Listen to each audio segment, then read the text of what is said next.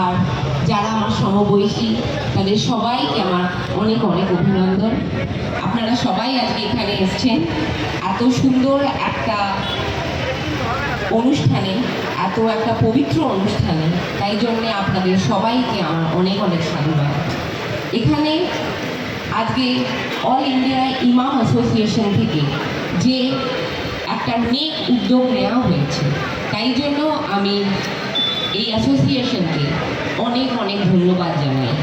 যখন একটা ধার্মিক জায়গা থেকে একটা সামাজিক উদ্যোগ নেওয়া হয়, তখন সেই সমাজ এগিয়ে যাবে সেটা সুনিশ্চিত হয়ে যায়।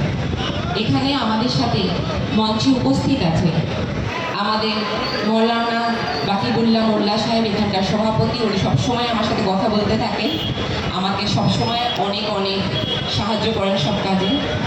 এখানে আমাদের মৌলানা আব্দুল সাহেব আছেন, খালেক মোল্লা সাহেব আছেন, কুতুবউদ্দিন তরফদার সাহেব আছেন, ফারিদ ভাই আছেন, ফারিদ জমাদারদা, মৌলানা মোহাম্মদ মোস্তফা আছেন, আব্দুল কালাম সাহেব আছেন, মোমতাজুল ইসলাম সাহেব